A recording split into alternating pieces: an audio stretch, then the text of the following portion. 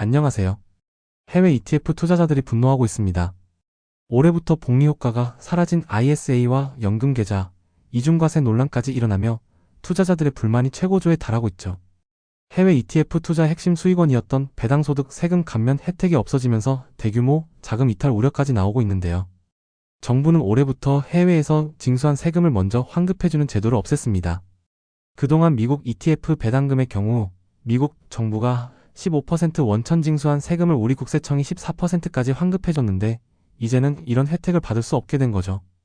ISA 계좌는 만기 시 9%, 연금 계좌는 3에서 5%의 세금을 추가로 내야 하는 상황입니다. 특히 그동안 절세 계좌를 통한 해외 ETF 투자는 많은 투자자들의 성공 공식이었습니다. 선 환급 후 원천 징수 방식으로 인한 복리 효과가 상당했기 때문인데요. 예를 들어 ISA 계좌의 경우 만기 시 비과세 금액을 초과하는 부분에 대해 9% 원천 징수만 하면 되어서 5%의 절세가 가능했습니다. 연금 계좌도 연간 1,500만원 이하 금액에 대해 3에서 5% 원천 징수만 하면 되어 9에서 11%의 절세 효과를 누릴 수 있었죠. 하지만 정부가 과도한 세제 혜택을 바로잡겠다며 이 제도를 폐지하면서 상황이 완전히 바뀌었습니다. 분배금 과세 이연에 따른 복리 효과를 더 이상 누릴 수 없게 된 것이죠. 여기에 이중과세 우려까지 더해지면서 투자자들의 불만은 더욱 커지고 있습니다. 현재는 ISA와 연금 계좌에 원천 징수된 분배금이 입금된 후 만기 시점에 추가로 세금을 내야 하는 상황입니다. 다행히 정부가 ISA에 대해서는 개선안을 내놓았습니다.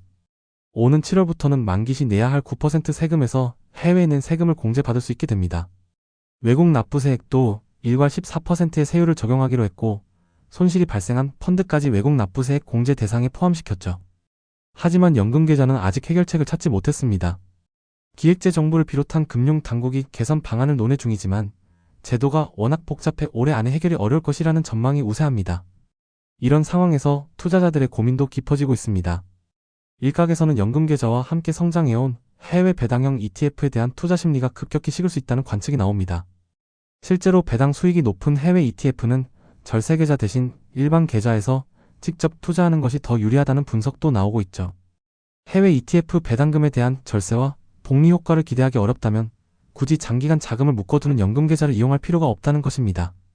하지만 전문가들은 여전히 희망적인 전망을 내놓고 있습니다.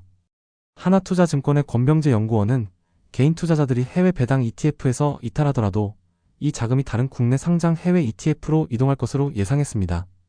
해외 상장 ETF로 빠져나갈 가능성은 크지 않다는 분석인데요.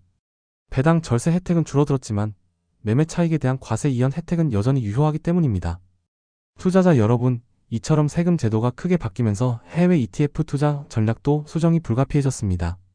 ISA와 연금계좌를 어떻게 활용할지, 배당형 ETF를 계속 보유할지 심도 있는 고민이 필요한 시점입니다. 앞으로도 제도 변화와 투자 전략에 대한 새로운 소식을 전해드리도록 하겠습니다. 오늘 내용이 마음에 드셨다면 좋아요 한번 눌러주세요. 다음에도 좋은 내용으로 영상 제작하겠습니다.